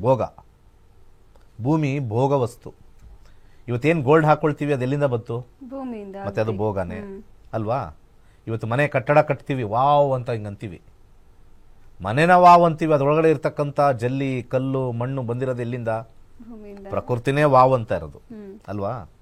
ನೀವು ಯಾವ್ದು ತಗೊಂಡ್ರು ಕೂಡ ಮನೆಗೆ ಆಹಾ ಎಂಥ ಗ್ರಾನೈಟ್ ಹಾಕ್ಸೋರು ಯಪ್ಪಾ ಅಂತಂತೀವಿ. ಆ ಗ್ರಾನೈಟ್ ಎಲ್ಲಿಂದ ಬಂತಪ್ಪ? ಮನುಸ್ಮೃತಿ ಏನು ಹೇಳುತ್ತೆ? ಮನುಸ್ಮೃತಿ ಹೇಳ್ತಕ್ಕಂಥದ್ದು ಪ್ರಕೃತಿಯಲ್ಲಿ ಬಂದಿರತಕ್ಕಂಥ ವಿಚಾರಗಳು ಪ್ರಕೃತಿಗೆ ನಾವು ಕೊಡಬೇಕಾಗತ್ತೆ. ಯಾಕೆ ಹಿಂದಿನ ಕಾಲದಲ್ಲಿ ದೇವರುಗಳನ್ನ ಗುಡ್ಡದ ಮೇಲೆ ಇಡ್ತಾ ಇದ್ರು ಅಂದರೆ ಗುಡ್ಡನ ಹಾಳು ಮಾಡ್ತಾರೆ ಅಂತ. ಇವತ್ತೇನಾರು ತಿಮ್ಮಪ್ಪ ಏನಾರು ತಿರುಪತಿ ಮೇಲೆ ಇರಲಿಲ್ಲ ಅಂದಿದ್ರೆ ಮುಗಿದೋಗಿರೋದು 7 ಬೆಟ್ಟಗಳು ನೆಲಸಮ. ಯಾಕಂದ್ರೆ ಅದರೊಳಗಡೆ ಏನೇನು ಗ್ರಾನೈಟ್ ಇದೆಯೋ, ಗೋಲ್ಡ್ ಇದೆಯೋ, ಕೋಲ್ ಸಿಗುತ್ತೋ ಏನು ಗೊತ್ತಿಲ್ಲ, ಅದು ಯಾರು ಮೈಂಡ್ ಮಾಡಲಿ. ಯಾಕಂದ್ರೆ ಅದೆಲ್ಲ ಇಕೋಲಾಜಿಕಲ್ ಅಂತ ಮಾಡ್ಬಿಟ್ಟಿದ್ದಾರೆ. ಸದ್ಯಕ್ಕೆ ಈಗ ನಿಮಗೆ ಹೋಗಿ ಬರೋಕ್ಕೆ ಇರ್ತಕ್ಕಂಥ ಒಂದು 4-5 ಜಾಗ ಅಂತಂದ್ರೆ ಅದರಲ್ಲೊಂದು ತಿರುಪತಿ ಬೆಟ್ಟನೂ ಒಂದೇ. ಆ ತಿರುಪತಿಗೆ ಹೋಗಿ ಲಾಡು ತಂದಿದ್ದು ಯಾರೂ ತಲೆಗೆ ಹಾಕೊಂಡಿಲ್ಲ. ಆ ಬೆಟ್ಟ ಉಳಿದಿರೋದ್ರಿಂದ ಹೋಗ್ತಾ ಇದ್ದೀವಿ. ಆ ಬೆಟ್ಟ ಇಲ್ಲ ಅಂದಿದ್ರೆ ನಾವು ಏನು ಮಾಡ್ತಾ ಇದ್ವಿ ಅವಾಗ? ನೆಲಸಮ, ಪ್ರಕೃತಿನೂ ಇಲ್ಲ, ಪ್ರಕೃತಿ ವಿಕೋಪಗಳು ಜಾಸ್ತಿ ಆಗುತ್ತೆ. ಭೂಮಿಯ ಫಾರ್ಮೇಷನ್ ಎಷ್ಟು ಚೆನ್ನಾಗಾಗಿದೆ ಅಂತಂದರೆ ಪ್ರಕೃತಿಗೆ ಬೇಕಾಗಿರ್ತಕ್ಕಂಥ ಫಾರ್ಮೇಷನ್ನೇ ಭೂಮಿ ಮೇಲೆ ಆಗಿರ್ತಕ್ಕಂಥದ್ದು. ಆ ಫಾರ್ಮೇಷನ್ ಮೇಲೇ ಮಳೆ, ಚಳಿ, ಗಾಳಿ, ಸೆಕೆ ಎಲ್ಲ ಬರ್ತಕ್ಕಂಥದ್ದು ಆ ಫಾರ್ಮೇಷನಲ್ಲೇ. ಹಾಗೆ ನಾನು ಏನಕ್ಕೆ ಜ್ಯೋತಿಷ್ಯದ ಬುಕ್ ಕೂಡ ಅದನ್ನು ಆ್ಯಡ್ ಮಾಡ್ತಾ ಇದ್ದೀನಿ ಅಂದರೆ ಇವೆಲ್ಲದರ ಎಫೆಕ್ಟು ಗ್ರಹಗಳಿಂದ ಹೇಗೆ ಬರ್ತಾ ಇದೆ ನಮಗೆ ಪ್ರಚಲಿತ ಆಗ್ತಾ ಇದೆ, ಅದೇ ಥರನೇ ಪ್ರಕೃತಿಲಿರ್ತಕ್ಕಂಥ ಎಫೆಕ್ಟು ನಮ್ಗೆ ಆಗೇ ಆಗುತ್ತೆ. ಎರಡನ್ನೂ ಸೇಮ್. ಅದಕ್ಕೆ ಬೆಟ್ಟದ ಮೇಲೆ ಏನಾರು ಇತ್ತು ಅಂದರೆ ಅಲ್ಲಿ ಫಸ್ಟ್ ದೇವಸ್ಥಾನ ಕಟ್ಟಿ. ಇವತ್ತು ಹೇಳ್ತಾ ಇದ್ದೀನಿ, ನೀವು ಮನೆಗಳಲ್ಲಿ, ರೋಡ್ಗಳಲ್ಲಿ ಎಲ್ಲೆಲ್ಲಿ ಸಿಗುತ್ತೋ ಅಲ್ಲಿ ಕಟ್ತಾರೆ. ನಾನು ಒಂದು ಕಡೆ ಕಟ್ಟಕ್ಕೆ ಹೋಗಿದ್ದೆ, ಒಂದು ಊರಾಚೆ, ಇಲ್ಲಿಂದ ಒಂದು 90 ಕಿಲೋಮೀಟ್ರು 6 ಎಕರೆ ತೊಗೊಂಡು ಕಟ್ಟಕ್ಕೆ ಹೋಗಿದ್ವಿ. ಕಟ್ಟಿ ಬಂಡವಾಳ ಹಾಕುವಷ್ಟಕ್ಕೆ, ಇನ್ನೇನು ಬರುವಷ್ಟಕ್ಕೆ ಅಲ್ಲಿ ಎಂಥದೋ ಗಣಿಗಾರಿಕೆ ಸ್ಟಾರ್ಟ್ ಆಯಿತು. ಹಿಂದ್ಗಡೆಯಿಂದ ಕೊಯ್ರಿ ಅಂತ ಹೇಳ್ತಾರೆ, ಕೊಯ್ರಿ ಸ್ಟಾರ್ಟ್ ಆಗೋಯ್ತು. ಅಲ್ಲೇನೋ ಉಳಿಸೋಣ ಅಂತ ಹೋದ್ವಿ. ಚಿಕ್ಕದಾಗೆಲ್ಲ ಕಬಳಿಸ್ಕೊಂಡು ಹೋಗ್ತಾ ಇದೀವಿ. ನಾವು ಯಾರನ್ನ ಜೈಕಾರ ಆಗ್ತೀವಿ ಅಂದರೆ ಯಾರ್ಯಾರು ಬೆಟ್ಟನ ಕರಗಿಸ್ತೀವೋ ಅವ್ರ ಜೊತೆನೇ ಇರ್ತೀವಿ, ಅವ್ರಿಗೆ ಜೈಕಾರ ಆಗ್ತೀವಿ, ಅವ್ರ ಜೊತೆನೇ ದೇವಸ್ಥಾನಕ್ಕೆ ಹೋಗ್ತೀವಿ. ಅರ್ಥ ಮಾಡ್ಕೊಳ್ಳಿ. ಹಾಗಿದ್ರೆ ನಾವೆಲ್ಲ ಪಾಪಗಳ ಹಂಚ್ಕೊಳ್ತಾ ಇಲ್ವಾ? ಖಂಡಿತ ಹೌದು. ಸಿಕ್ಕಾಪಟ್ಟೆ ದುಡ್ಡು ಮಾಡಿದಾನೆ ಇವ್ರನ್ನ ಅಂತೆಲ್ಲ ನಾವೇನೇನೋ ಕಾರ್ಯಕ್ರಮಕ್ಕೆಲ್ಲ ಕರೆಸ್ತಾ ಇರ್ತೀವಿ. ಯಾವುದರಿಂದ ದುಡ್ಡು ಮಾಡ್ದ? ಪ್ರಕೃತಿನ ಹಾಳು ಮಾಡಿದವನಿಗೆ ನಾವು ಊನರ ಆಗ್ತಾ ಇದೀವಿ. ಕರೆಕ್ಟ್ ಅಲ್ವಾ? ಖಂಡಿತ ಹೌದು. ಇದಕ್ಕೆಲ್ಲ ನಾವು ಪೇ ಮಾಡ್ತೀವಿ. ಮುಂದೆ ಆಲ್ರೆಡಿ ಪೇ ಮಾಡ್ತಾ ಇದೀವಿ. ಅವರ ನಾವಾದ್ರೂ ಪೇ ಮಾಡ್ಬೇಕು, ಅವ್ರು ಯಾಕಂದ್ರೆ ನಾವು we are part of the crime ಅಂತ ಕರಿತೀವಿ. We are all part of the crime. ಅದನ್ನು ಸೇರಿಸೇ ಹೇಳ್ತಾ ಇದ್ದೀನಿ. ನಾನು ಪೇ ಮಾಡಲೇಬೇಕಾಯ್ತು. ಸೊ ಇಲ್ಲಿ ಗೋವರ್ಧನ ಪೂಜೆ, ಗೋವರ್ಧನಗಿರಿ ಪ್ರಕೃತಿಯನ್ನ ಕಾಪಾಡಲಿಕ್ಕೆ ಮಾತ್ರನೇ. ದೇವರೇನೋ ಸೇವೆ ಮಾಡ್ತಾನೆ ಅಂತ ಹೇಳಿ ಆ ಗೋವರ್ಧನ ಒಂದು ಕಿರುಬೆಟ್ಟಲ್ಲಿ ಎತ್ತಿ ಹಿಂಗೆ ಇಟ್ಕೊಂಡಿರ್ತಕ್ಕಂಥದ್ದು. ಪ್ರವಾಹ ಬರ್ತಾ ಇದೆ ಗುಡ್ಡದ ಪ್ರದೇಶದಲ್ಲಿ, ಈ ಗುಡ್ಡನ ಹಾಳು ಮಾಡಬೇಡ್ರಿ, ಕೈ ಎತ್ತಿಟ್ಕೊಂಡ್ರೆ ಈ ಗುಡ್ಡನ ಹಾಳು ಮಾಡಬೇಡಿ, ಇದು ನನಗೆ ಇಷ್ಟೇ ಅಂತ ಬೆಲೆ. ದೇವರಿಗೆ ಅದೆಷ್ಟ್ರಿ ಅಂದರೆ ಇಷ್ಟೇ, ಕಿರುಬೆರಳು ಅಷ್ಟು ಅಂತ. ಗುರುಜಿ ಮುಂದುವರ್ಸೋಣ, ಒಂದು ಬ್ರೇಕ್ ತಗೊಳ್ಳೋಣ. ಕ್ಲಾಸಸ್ ಅಲ್ಲಿ ನೀವು ಏನೆಲ್ಲ ಕಲಿತೀರಾ, ಎಷ್ಟೆಲ್ಲ ವಿಚಾರಗಳನ್ನ ಕಲಿತೀರಾ ಅನ್ನೋದ್ರ ಬಗ್ಗೆ ತಿಳಿಸ್ಕೊಟ್ಟಿದ್ದೀವಿ. ಅದ್ರ ಬಗ್ಗೆ ಸಂಪೂರ್ಣವಾಗಿ ಈ ವಿಡಿಯೋದಲ್ಲಿದೆ, ನೋಡ್ಕೊಂಡು ಬನ್ನಿ. ಎಲ್ಲರಿಗೂ ನಮಸ್ಕಾರ. ವೈಜ್ಞಾನಿಕ ತಂತ್ರಜ್ಞಾನವನ್ನು ಒಳಗೊಂಡಿರುವ ನಕ್ಷತ್ರ ನಾಡಿ ಜ್ಯೋತಿಷ್ಯ ತರಗತಿಗಳಿಗೆ ಸುಸ್ವಾಗತ. ಈ ತರಗತಿಗಳಲ್ಲಿ ಪಂಡಿತ್ ದಿನೇಶ್ ಗುರೂಜಿ ಅವರು ಕಲಿಸಿಕೊಡುವ ವಿಚಾರಗಳೆಂದರೆ ನಮ್ಮ ಬ್ರಹ್ಮಾಂಡದ ಸೃಷ್ಟಿ, ವಿಷ್ಣುವಿನ ದಶಾವತಾರಗಳಲ್ಲಿ ವೈಜ್ಞಾನಿಕ ಆಧಾರ, 4 ಯುಗಗಳು, ಉತ್ತರ ಧ್ರುವದ ಪ್ರಾಮುಖ್ಯತೆ, ನಕ್ಷತ್ರಗಳು, ರಾಶಿಗಳು, ರಾಹು ಮತ್ತು ಕೇತು ಪುರಾಣ, ರಾಶಿ ಚಕ್ರದಲ್ಲಿ 27 ನಕ್ಷತ್ರಗಳ ಸ್ಥಾನ, ರಾಶಿ ಚಕ್ರದ ಡಿಗ್ರಿ ಲೆಕ್ಕಾಚಾರ, ನಕ್ಷತ್ರದ 108 ಪಾದಗಳು, ದಶಾ ಲೆಕ್ಕಾಚಾರ, ರಾಶಿ ಚಕ್ರದ ಗುಣಲಕ್ಷಣಗಳು, ಲಗ್ನದ ಪ್ರಾಮುಖ್ಯತೆ, ಲಗ್ನ ಲೆಕ್ಕಾಚಾರ, ದಿನಗಳಲ್ಲಿ ಲಗ್ನವನ್ನು ಕಂಡುಹಿಡಿಯುವ ಸರಳ ಲೆಕ್ಕಾಚಾರ, ಲಗ್ನದಿಂದ ವಿವಿಧ ಮನೆಗಳಲ್ಲಿನ ಗ್ರಹಗಳು, ನಕ್ಷತ್ರ ನಾಡಿ ತತ್ವಗಳು, ಗ್ರಹಾಧಿಪತಿ, ನಕ್ಷತ್ರಾಧಿಪತಿ, ಉಪ ನಕ್ಷತ್ರಾಧಿಪತಿ ಲೆಕ್ಕಾಚಾರ. ಪ್ರಶ್ನಾಶಾಸ್ತ್ರದ ಮುಖೇನ 249 ವಿಭಾಗಗಳ ಲೆಕ್ಕಾಚಾರ. ವಿಶ್ಲೇಷಣೆಯಲ್ಲಿ ದಶ, ಭುಕ್ತಿ, ಅಂತರ್ಭುಕ್ತಿಯ ಅರ್ಥ, ಜಾತಕದಲ್ಲಿ, ಶಿಕ್ಷಣದಲ್ಲಿ ಆಯ್ದುಕೊಳ್ಳಬಹುದಾದ ಕೋರ್ಸ್, ಪಡೆಯಬಹುದಾದ ಶೇಕಡವಾರು ಯಶಸ್ಸು, ಉದ್ಯೋಗ ಅಥವಾ ವ್ಯವಹಾರದಲ್ಲಿ ಕ್ಷೇತ್ರದ ಆಯ್ಕೆ, ವ್ಯವಹಾರದಲ್ಲಿ ಯಶಸ್ಸಿನ ಲೆಕ್ಕಾಚಾರ, ಮದುವೆ ವಿಚಾರದಲ್ಲಿ ಸಂಯೋಗಗಳು, ತೊಂದರೆಗಳು, ವಿಚ್ಛೇದನ, ಸಂತಾನದಲ್ಲಿ ತೊಂದರೆಗಳು, ವಿಳಂಬವಾಗುವುದು, ಆಸ್ತಿ ಅಥವಾ ವಾಹನ ಖರೀದಿಯಲ್ಲಿನ ಸಮಯವನ್ನು ತಿಳಿಯುವುದು, ಆರೋಗ್ಯ ವಿಚಾರಗಳಲ್ಲಿ ಶುಭ ಅಶುಭ ಸಮಯದ ಲೆಕ್ಕಾಚಾರ, ಆರೋಗ್ಯ ಸಮಸ್ಯೆಗಳು ಉಂಟಾಗುವ ಸಮಯ ಮುಂತಾದ ವಿಚಾರಗಳ 3 ಹಂತಗಳಲ್ಲಿ ಶುಭ ಅಶುಭ ಸಂಯೋಗಗಳ ವಿಭಜನೆ, ಪವರ್ ಪೊಸಿಷನ್, ಪುಷ್ಪಲ್ ಸಿದ್ಧಾಂತ, ಗೋಚಾರದ ವಿಶ್ಲೇಷಣೆ, ಆಯ್ದ ಸೆಲೆಬ್ರಿಟಿಗಳ ಜಾತಕಗಳ ವಿಶ್ಲೇಷಣೆ, ಪರಿಹಾರಗಳು, ರತ್ನಗಳು, ರುದ್ರಾಕ್ಷಿಗಳು, ಮಂತ್ರ, ಕಲರ್ ಥೆರಪಿ, ದಾನದ ಪರಿಕಲ್ಪನೆ, ಇನ್ನು ಅನೇಕ ವಿಚಾರಗಳ ಬಗ್ಗೆ ಅತ್ಯಂತ ಸರಳವಾಗಿ ಗುರೂಜಿಯವರು ತರಗತಿಯಲ್ಲಿ ಕಲಿಸಿಕೊಡುತ್ತಾರೆ. ಈ ತರಗತಿ ಜೊತೆಗೆ ಅತ್ಯಾಧುನಿಕ ತಂತ್ರಜ್ಞಾನದಿಂದ ಬಳಕೆಯಲ್ಲಿರುವ ಗೋಲ್ಡ್ ಟ್ರೀ ಆಸ್ಟ್ರೋ ಆಪ್ ಮೂಲಕ ಜಾತಕವನ್ನು ಪರಿಶೀಲಿಸುವ ಸುಲಭವಾದ ತಂತ್ರಗಳನ್ನು ಗುರೂಜಿಯವರು ತಿಳಿಸಿಕೊಡುತ್ತಾರೆ. ಜೀವನಕ್ಕೆ ಅತ್ಯಗತ್ಯವಾಗಿರುವ ವಿಚಾರಗಳನ್ನು ತಿಳಿಯಲು ಇಂದೇ ಈ ನಕ್ಷತ್ರ ನಾಡಿ ತರಗತಿಯನ್ನು ಸೇರಿ ನಿಮ್ಮ ಜೀವನದ ವಿಚಾರಗಳಿಗೆ ಮಾರ್ಗದರ್ಶಕವಾಗಿರುವ ಜ್ಯೋತಿಷ್ಯವನ್ನು ಅಳವಡಿಸಿಕೊಳ್ಳಿ. ಹೆಚ್ಚಿನ ಮಾಹಿತಿಗೆ ಇಂದೇ ನಮ್ಮ ನಕ್ಷತ್ರ ನಾಡಿಯನ್ನು ಸಂಪರ್ಕಿಸಿ. ಧನ್ಯವಾದಗಳು. ಕೈಲಾಶ್ ಯಂತ್ರವು ಪುರಾತನವಾದ, ಪ್ರಾಚೀನವಾದ, ಅತ್ಯಂತ ಶಕ್ತಿಶಾಲಿಯಾದ ಯಂತ್ರವಾಗಿದೆ. ಸುಮಾರು 800ರಿಂದ 1000 ವರ್ಷಗಳ ಹಿಂದೆ ಹಲವಾರು ಸಂಯೋಗಗಳಿಂದ ರಚಿಸಲ್ಪಟ್ಟಿರುವ ವಿಶೇಷವಾದ ಯಂತ್ರವೇ ಈ ಕೈಲಾಶ್ ಯಂತ್ರ. ಈ ಕೈಲಾಶ್ ಯಂತ್ರದ ಮಧ್ಯ ಭಾಗದಲ್ಲಿ ಬರುವಂತಹ ಕೋರ್ ಭಾಗದಲ್ಲಿರುವಂತಹ ಸಂಖ್ಯಾಶಾಸ್ತ್ರದ ಲೋಶೋ ಗ್ರಿಡ್, ಈ ಕೋರ್ ಸುತ್ತ ಬರುವಂತಹ 12 ಪ್ರಾಣಿಗಳು ಚೀನಿ ವಿಶೇಷ ಪ್ರಾಣಿಗಳು, ಅನಿಮಲ್ ಸ್ಪಿರಿಟ್ ಅನ್ನು ಸೂಚಿಸುತ್ತದೆ. ಅದರ ಸುತ್ತ ಇರುವಂತಹ ವಿಶೇಷವಾಗಿರುವಂತಹ ಮಂತ್ರ, ಅದರ ಸುತ್ತ 4 ಅಂಶಗಳಾದ ಓಂ, ಸ್ವಸ್ತಿಕ್, ತ್ರಿಶೂಲದ ಶಿವನ ಅಂಶದಿಂದ ದಿಗ್ಬಂಧನವಾಗಿದೆ. ಈ ಕೈಲಾಶ್ ಯಂತ್ರದಲ್ಲಿ ಬರುವಂತಹ ಮಂತ್ರವನ್ನು ಪ್ರತಿ ಸೋಮವಾರ 108 ಬಾರಿ ಜಪಿಸುವುದರಿಂದ ಮತ್ತು ಕೆಂಪು ಹೂಗಳಿಂದ ಪೂಜಿಸುವುದರಿಂದ ಹೆಚ್ಚಿನ ಧನಾತ್ಮಕ ಶಕ್ತಿಯನ್ನು ಪಡೆಯುವುದರ ಜೊತೆಗೆ ಜೀವನದಲ್ಲಿ ನೆಮ್ಮದಿ, ಹಣಕಾಸು, ಆರೋಗ್ಯ, ವಿದ್ಯಾಭ್ಯಾಸದಲ್ಲಿ ಯಶಸ್ಸನ್ನು ಗಳಿಸಬಹುದಾಗಿದೆ. ಈ ಯಂತ್ರಕ್ಕಾಗಿ ಇಂದೇ ನಮ್ಮ ನಕ್ಷತ್ರ ನಾಡಿ ತಂಡವನ್ನು ಸಂಪರ್ಕಿಸಿ. ಧನ್ಯವಾದಗಳು. ಕಾರ್ಯಕ್ರಮಕ್ಕೆ ಮತ್ತೊಮ್ಮೆ ಸ್ವಾಗತ. ಗುರುಜಿ ಕಾಲರ್ ಇದ್ದಾರೆ, ಮಾತಾಡೋಣ. ಹಲೋ ಮೇಡಮ್, ನಮಸ್ತೆ. ಮೇಡಮ್ ನಮಸ್ತೆ. ಏನ್ ಹೆಸರು, ಎಲ್ಲಿಂದ ಕರೆ ಮಾಡ್ತಾ ಇದ್ದೀರಾ? ಆಶಾ ಅಂತ ದಾವಣಗೆರೆ ತಾಲೂಕಿಂದ ಮಾತಾಡ್ತಿರೋದಮ್ಮ. ಸರಿ, ಯಾರ ಬಗ್ಗೆ ಕೇಳ್ಬೇಕಿತ್ತು? ಮಗನ ಬಗ್ಗೆ ಕೇಳಕ್ಕಿತ್ತು. ಡೇಟ್ ಆಫ್ ಬರ್ತ್ ಹೇಳಿ ಅವ್ರದ್ದು. ಮತ್ 7/2/2001. 7/2/2001. ರಾತ್ರಿ 10 ಗಂಟೆ 8 ನಿಮಿಷ. ಓಕೆ, ರಾತ್ರಿ 10 ಗಂಟೆ 8 ನಿಮಿಷ. ಊರು? ಚನ್ನಗಿರಿ ಅಮ್ಮ. ಚನ್ನಗಿರಿ. ಓಕೆ ಮೇಡಮ್, ಗುರುಜಿ ಇದ್ದಾರೆ, ಮಾತಾಡಿ. ಏನ್ ಪ್ರಶ್ನೆ ಇದೆ ಕೇಳಿ. ನಮಸ್ಕಾರ, ಹೇಳಿ. ಹೇಳಿ. ನಮಸ್ತೆ ಗುರು. ಅವನ ಮದುವೆ ಬಗ್ಗೆ ಕೇಳ್ತಾ ಇದೀವಿ. ಅವನು 4-5 ವರ್ಷ ಅಂತ ಹೇಳ್ತಾ ಇದ್ದಾನೆ. ಅದಕ್ಕೆ ಕೇಳೋಣ ಅಂತ ಮಾಡ್ಬೇಕು. ಆಗ್ಲಿ ಬಿಡಿ, ಏನಕ್ಕೆ ಅರ್ಜೆಂಟ್ ನಿಮ್ಗೆ? ಅಲ್ಲ, ಈಗೆಲ್ಲ 25 ವರ್ಷ. ಓ, ನಾನು 45 ಅಂತ ಕೇಳಿಸ್ತು. ಅಲ್ಲ, ನೋಡ್ತಾ ಈಗ ಹೆಣ್ಣು ಸಿಗಲ್ಲ ಸರ್, ಅದಕ್ಕೋಸ್ಕರ. ಎಷ್ಟು ಜನ ಮಕ್ಕಳು? ನನಗೆ 3 ಜನ ಹೆಣ್ಮಕ್ಳು ಸರ್. ಹೆಣ್ಮಕ್ಳು ಏನಾರು ಹುಟ್ಟಿದ್ರೆ ಅಯ್ಯೋ ಅಂತ ಇದ್ರೆ, ಗಂಡು ಹುಟ್ಟಿದಾಗ ಎಷ್ಟು ಸಂತೋಷ ಆಗಿತ್ತು, ಹೆಣ್ಣು ಸಿಗ್ತಾ ಇಲ್ಲ ಅಂತ ಈ ಕಡೆ ಹೇಳ್ತಾರೆ. ಅದೇ ಫಸ್ಟೇ ಹೆಣ್ಮಕ್ಳಾಗಿದ್ರೆ ಇಲ್ಲ ಸರ್, 3 ಜನ ನಾವೇ ಜನಗಳು. ಎಷ್ಟು ಜನ ಮಕ್ಕಳು ನಿಮ್ಗೆ? ಮತ್ 3 ಜನ ಹೆಣ್ಮಕ್ಳು ಸರ್, ಒಬ್ಬ ಮಗ ಸರ್. ಇವನೇ ದೊಡ್ಡವನ? ಇವನೇ ದೊಡ್ಡವನ? ದೊಡ್ಡವಲ್ಲ ಸರ್, ಸಣ್ಣ. ಲಾಸ್ಟ್ ಎಲ್ಲಾರ್ದು ಮದುವೆ ಆಯ್ತಾ? ಹ್ಞೂ ಸರ್, 3 ಜನದ್ದು ಮದುವೆ ಆಗಿದೆ. ಈಗ ನಾನು ನಿಮ್ಗೊಂದು ಪ್ರಶ್ನೆ ಹೇಳ್ತೀನಿ. ಇವಾಗ್ಲೇ ಮಾಡ್ರೆ ನಿಮ್ಮ ಸೊಸೆ ನಿಮ್ಮನ್ನ ಆಚೆ ಹಾಕ್ತಾರೆ ಅಂತ ಹೇಳ್ತೀನಿ, ಬೇಗ ಮಾಡ್ಕೊಂಡ್ರೆ. 5 ವರ್ಷ ಆದ್ಮೇಲೆ ನಿಮ್ಮ ಸೊಸೆ ನಿಮ್ಮ ಆಚೆ ಹಾಕಲ್ಲ ಅಂತ ಹೇಳ್ತೀನಿ, ಸುಮ್ನೆ ಹಂಗೆ. ಅವಾಗ ಏನ್ ಮಾಡ್ತೀನಿ? ಇಲ್ಲ, ಅವರು ಚೆನ್ನಾಗಿರಲ್ಲ ಬೇಗ ಮಾಡಿದ್ರೆ. ಶುಕ್ರನಲ್ಲಿ 8ನೇ ಮನೆ, 5ನೇ ಮನೆ, 6ನೇ ಮನೆ ಬಂದಿದೆ. ವಿವಾಹ ಅಷ್ಟು ಚೆನ್ನಾಗಿ ಇರಕ್ಕೆ ಸಾಧ್ಯ ಇಲ್ಲ. ಯಾಕೆಂದರೆ ವಿವಾಹದಲ್ಲಿ 6ನೇ ಮನೆ ಬರಬಾರ್ದು. ಇದು ನಾನು ಒಂದು ಸೈಡ್ 50% ಹೇಳ್ತಾ ಇರೋದು. ಯಾಕೆಂದರೆ ನಮ್ಮ ಜಾತಕ 50% ಒನ್ ಸೈಡೆಡ್. ನೀವು ತೊಗೊಂಬರ್ತಕ್ಕಂಥ ಜಾತಕ ಮೇಲೇ ನಿಮ್ಮ ಮಗನ ಇದು ಜೀವನ ನಿಂತಿರೋದು.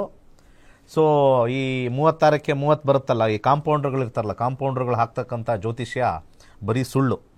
ಯಾರೂ ಬಂದು ಚಾಲೆಂಜ್ ಮಾಡಿಲ್ಲ. ನಾನು ಕಳೆದ 10 ವರ್ಷದಿಂದ ಕರಿತಾ ಇದ್ದೀನಿ. ಈ ಪಂಚಾಂಗ ಇಟ್ಕೊಂಡು ನೀವೆಲ್ಲ ಬರ್ಕೊಡ್ತಿರಲ್ಲ, ಎಷ್ಟರ ಮಟ್ಟಿಗೆ ಗ್ಯಾರಂಟಿ ಕೊಡ್ತೀರ? ಅದಕ್ಕೆ ಒಂದು ಬಾಂಡ್ ಪೇಪರ್ ಮೇಲೆ ಬರ್ಕೊಡಿ. ಇನ್ಮೇಲೆ ಬಾಂಡ್ ಪೇಪರ್ ತೊಗೊಳ್ಳಿ. ಬಾಂಡ್ ಪೇಪರ್ ಮೇಲೆ ದಯವಿಟ್ಟು ನಿಮ್ಮ ಚೀಟಿಲಿ ಬರಿಬೇಡಿ, ಸಾಳಾವಳಿನ ಇನ್ಮೇಲೆ ಚೀಟಿಲಿ ಬರಿಬೇಡಿ. 500 ರೂಪಾಯಿ ಬಾಂಡ್ ಪೇಪರ್ ಮೇಲೆ ಬರೆದು ಕೊಡಿ. ಅದನ್ನು 100% ಹೇಳ್ತಾ ಇದ್ದೀನಿ. ನಾನು ಚಾಲೆಂಜ್ ಮಾಡ್ತೀನಿ, ನಾನು ಬಾಂಡ್ ಪೇಪರ್ ಮೇಲೆ ಬರ್ಕೊಡ್ತೀನಿ. ನಾನು ಬಾಂಡ್ ಪೇಪರ್ ಮೇಲೆ ಖಂಡಿತ ಬರ್ಕೊಡ್ತೀನಿ. ಓಕೆ. ಸೊ ಇಲ್ಲಿ ಬಂದಿರತಕ್ಕಂಥ ಒಂದು ವಿಚಾರದಲ್ಲಿ ನೋಡಿದಾಗ 8 ಮತ್ತು 6 8 ಮತ್ತು 6 ಕಾಂಬಿನೇಷನ್ನು ಹೇಗಿರುತ್ತೆ ಅಂತ ಹೋಗಿ ನೋಡಿದಾಗ 8, 6 ವಿವಾಹ ಚೆನ್ನಾಗಿರಲ್ಲ. ವಿವಾಹದಲ್ಲಿ ಸಮಸ್ಯೆ